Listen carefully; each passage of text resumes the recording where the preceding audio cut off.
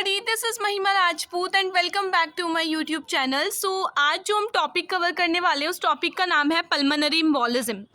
Pulmonary embolism बहुत important topic है हमारी रेस्पिरेटरी डिसऑर्डर्स का। जैसे कि इसके नाम से ही पता चल रहा है pulmonary word use for lungs, हमारे लंग्स के लिए वर्ड यूज होता है पल्मोनरी, ठीक है। हमारे रेस्पिरेटरी के लिए वर्ड यूज होता है पल्मोनरी। एंड एम्बोलिज्म का मतलब होता है हमारा कोई भी क्लॉट, ठीक है, उसका मतलब होता है एम्बोलिज्म का मतलब होता है कोई भी क्लॉट। अब तो पल्मोनरी एम्बोलिज्म का मतलब है कोई भी क्लॉट अगर हमारे पल्मोनरी सिस्टम में है, मतलब हमारे रेस्पिरेटरी सिस्टम या फिर लंग्स वगैरह में अगर कोई भी किसी भी तरीके का क्लॉट है तो उसे उस कंडीशन को हम पल्मोनरी एम्बोलिज्म कहते हैं। अब इसमें जो एम्बोलिज्म होता है वो दो तरीके से होता है। एक तो हमारा स्टेशनरी क्लॉट होता है। स्टेशनरी क्लॉट वो होता है हमारा जिसमें कि जो क्लॉट होता है ना वो मूव नहीं करता, ठीक है। ये क्लॉट हमारा फैट, लिपिड्स, इन सब चीज़ों से मिलकर बना होता है। और एक क्लॉट होता है मूवेबल, जो मूव करता है हमारा, उसे हम बोलते हैं एम्बोलिज्म, ठीक है। उसे हम बोलते हैं एम्बोली। एम्बोली का मतलब होता है हमारा ऐसा क्लॉट जो कि मूव कर रहा है ब्लड के साथ साथ। और थ्रोम्बस का मतलब होता है ऐसा क्लॉट जो स्टेशनरी है, जो एक ही जगह पर है, ठीक है। पल्मोनरी एम्बोलिज्म की डेफिनेशन देख लेते हैं। Pulmonary embolism is a condition in which the pulmonary artery, vessels, capillaries are obstructed due to embolism, fat molecule, thrombi और बबल, एयर बबल। मतलब पल्मोनरी एम्बोलिज्म एक ऐसी कंडीशन है जिसमें जो पल्मोनरी आर्टरी वो आर्टरी होती है हमारी जो हार्ट से इम्प्योर ब्लड को लेकर के जाती है लंग्स की तरफ, ठीक है। पल्मोनरी आर्टरी या फिर कोई भी वेसल्स या फिर कोई भी कैपिलरीज जो हमारी लंग्स को ब्लड सप्लाई करा रही हैं, अगर उनमें ऑब्स्ट्रिक्शन आ जाता है एम्बोली की वजह से या फिर थ्रोम्बस की वजह से, उस कंडीशन को पल्मोनरी एम्बोलिज्म बोलते हैं। इसके अलावा एक और डेफिनेशन है, it is a condition in which the obstruction of the pulmonary artery और one of its branch by the thrombus that originate somewhere in the venous system और in the right side of the heart. कि pulmonary embolism एक ऐसी condition है जिसमें ऑब्स्ट्रिक्शन होती है हमारी पल्मोनरी आर्टरी या कोई भी ब्रांच पल्मोनरी आर्टरी की किसी भी थ्रोम्बस या एम्बोलिज्म से, ठीक है। अब ये जो थ्रोम्बस है ये कहाँ से ओरिजिनेट हुआ, ये एम्बोलिज्म कहाँ से ओरिजिनेट हुआ, हमारे वेनस सिस्टम, मतलब हमारे ब्लड सिस्टम से, ठीक है, या फिर right side of the heart, जो हमारे राइट चैम्बर्स होते हैं वहाँ से कहीं से भी ओरिजिनेट ये हो सकता है। इसके अलावा इसमें एक बहुत इंपॉर्टेंट टर्म है जिसका नाम है DVT. DVT stand for deep vein thrombosis. Deep vein thrombosis क्या होता है? It is a related condition refers to thrombus formation in the deep vein. ये एक पल्मोनरी एम्बोलिज्म से ही रिलेटेड कंडीशन होती है। इसका मतलब होता है जिसमें हमारा जो थ्रोम्बस है वो डीप वेन्स में बन रहा है हमारी। नेक्स्ट इसमें आता है हमारा वीटीई। वीटीई टर्म यूज होती है हमारी, VET term use for both PE and DVT. मतलब अगर हम डीवीटी और पीई मतलब पल्मोनरी एम्बोलिज्म और डीप वेन थ्रोम्बोसिस को कंबाइन करें तो इन दोनों के लिए एक टर्म यूज होती है कलेक्टिवली जिसे हम वीटीई बोलते हैं, ठीक है। नेक्स्ट आता है हमारा, it is caused by blood clots, thrombus and other type of emboli like air, fat और एमनियोटिक फ्लूइड। ये किसी भी तरीके के ब्लड क्लॉट से, थ्रोम्बस से या फिर अदर तरीके के एम्बोली जो होती है, जैसे कि कोई भी एयर बबल, जैसे कि जब हम पुश करते हैं पिस्टन से, अगर हम कोई भी पेशेंट को इंजेक्शन दे रहे हैं और जब हम सिरिंज से पुश करते हैं उस इंजेक्शन को, अलग उसमें एयर है, इसीलिए हमारे एयर को निकाला जाता है कोई भी इंजेक्शन पेशेंट को एडमिनिस्टर करने से पहले, ठीक है। अगर वो एयर को पुश कर रहे हैं तो वो क्लॉट मूव करता है हमारी वेन्स में, पेशेंट की वेन में मूव करता है, जिसकी वजह से एम्बोलिज्म फॉर्म हो सकता है और वेन या आर्टरी या कैपिलरी ऑब्स्ट्रिक्ट हो सकती हैं। नेक्स्ट इसमें आते हैं इसके रिस्क फैक्टर। सबसे पहला जो रिस्क फैक्टर होता है प्रोलॉन्ग्ड इमोबिलाइजेशन। मतलब अगर हम बहुत लंबे समय से चलना फिरना नहीं कर रहे, अपनी बॉडी को मूव नहीं कर रहे हैं, उस वजह से पल्मोनरी एम्बोलिज्म हो सकता है। नेक्स्ट इसमें ओबेसिटी के केस में पल्मोनरी एम्बोलिज्म हो सकता है। कोई भी हार्ट डिसऑर्डर अगर हमें है ड्यू टू क्लॉटिंग फैक्टर्स की वजह से, अगर क्लॉटिंग फैक्टर में किसी भी तरीके की कोई भी डिसऑर्डर हमें है, ट्रॉमा या इंजरी अगर हमें किसी भी तरीके की हो गई है, तो इन सब की वजह से हमें पल्मोनरी एम्बोलिज्म देखने के लिए मिलता है। नेक्स्ट इसमें आता है हमारी इसकी पैथोफिजियोलॉजी। पैथोफिजियोलॉजी में क्या होता है कि किसी भी etiological factor, due to any etiological factor, obstruction, किसी भी इटियोलॉजिकल फैक्टर की वजह से हमारा थ्रोम्बस या क्लॉट फॉर्म हो गया या बबल फॉर्म हो गया, जिसकी वजह से क्या होगा, obstruction in the bronchus and bronchioles. जो भी हमारे ब्रोंकस हैं, ब्रोंक्यूल्स हैं, जो भी वेन्स वगैरह हैं, उनमें ऑब्स्ट्रिक्शन होगा।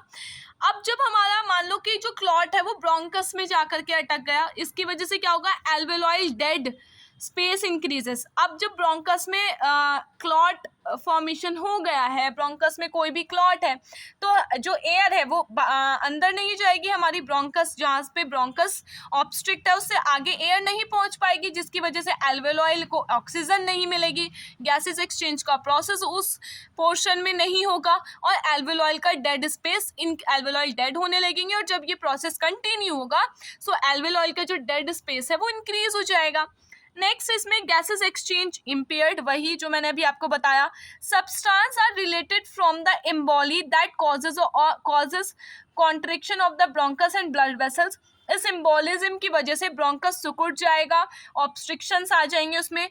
पल्मोनरी वस्कुलर रेजिस्टेंस, जिसकी वजह से जो पल्मोनरी प्रेशर है, जो पल्मोनरी ब्लड सर्कुलेशन है वो भी अफेक्ट होगा हमारा। इंक्रीज पीए, जिसकी वजह से क्लॉट ऑब्स्ट्रिक्शन की वजह से, जिसकी वजह से हमारा पार्शियल प्रेशर इंक्रीज होगा, मतलब रेस्पिरेटरी सिस्टम में ज़्यादा से ज़्यादा प्रेशर बनने लगेगा।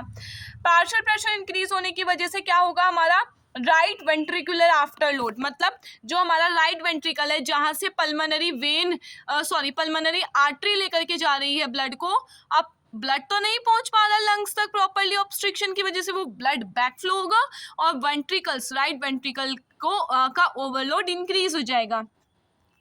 नेक्स्ट आता है जिसकी वजह से राइट वेंट्रिकुलर डिसफंक्शन हो जाएगा, वो प्रॉपरली काम नहीं करेगा। डिक्रीज आरवी, मतलब राइट वेंट्रिकल आउटपुट डिक्रीज हो जाएगा।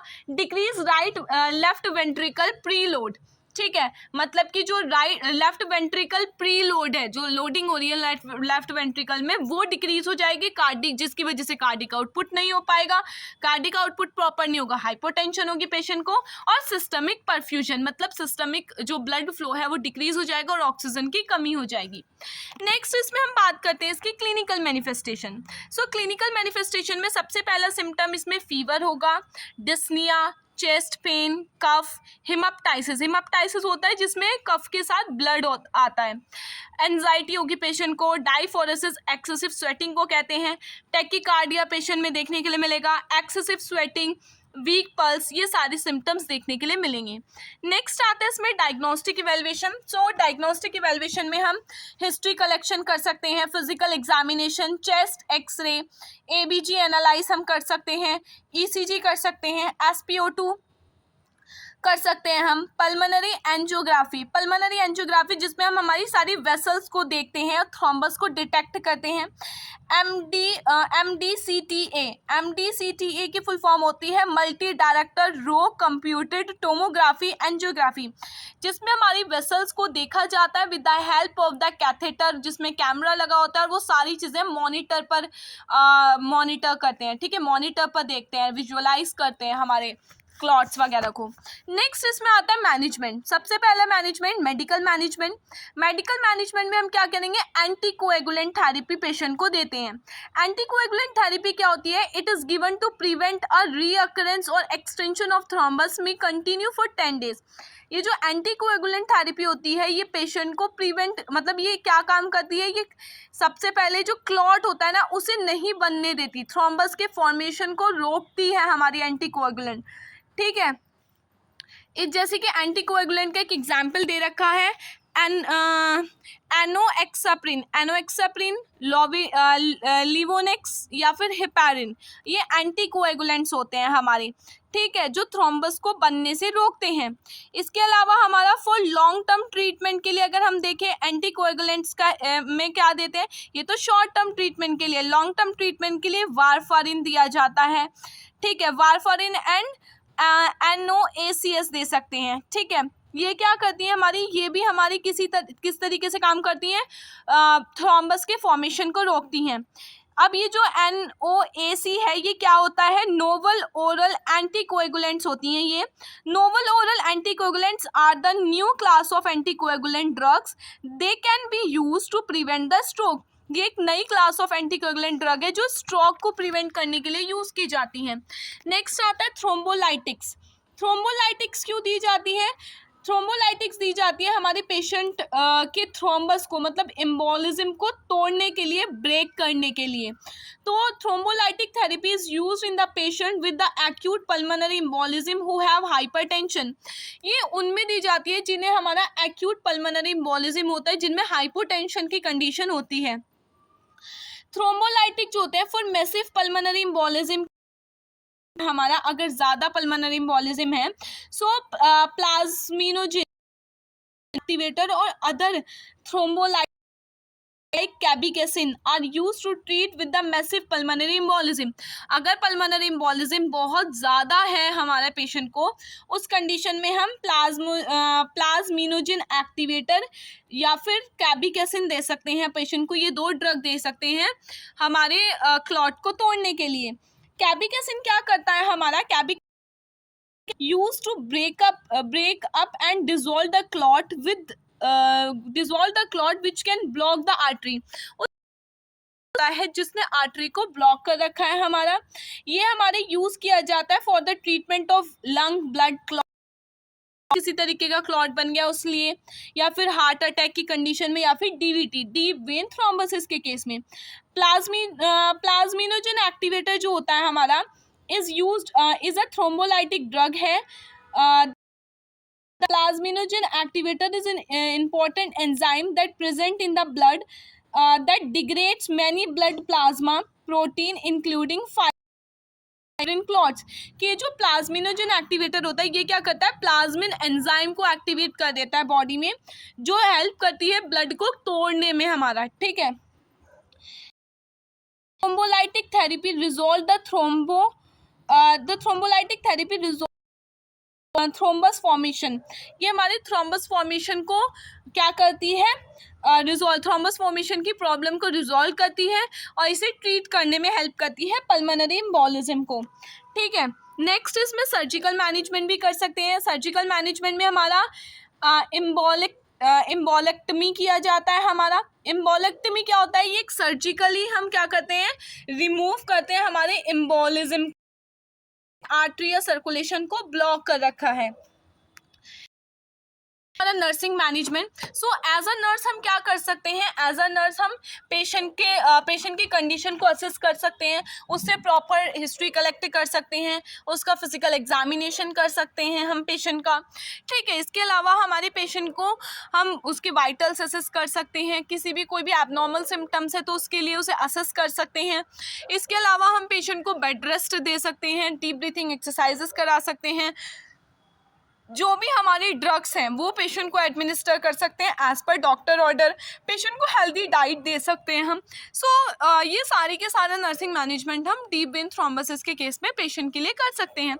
सो ये आज के लिए सिर्फ इतना ही। अगर आपको वीडियो अच्छा लगा हो सो प्लीज़ चैनल को सब्सक्राइब कर देना, वीडियो को लाइक कर देना, शेयर कर देना, और अगर कोई भी प्रॉब्लम या फिर कोई भी मिस्टेक्स या फिर कोई भी आपको कमी लगती है वीडियो में तो प्लीज़ कमेंट सेक्शन में मुझे ज़रूर बताएं, ताकि मैं उस कमी पर, अपनी उस मिस्टेक पर काम करूं। सो यस, मिलते हैं नेक्स्ट वीडियो में। Thank you so much, bye.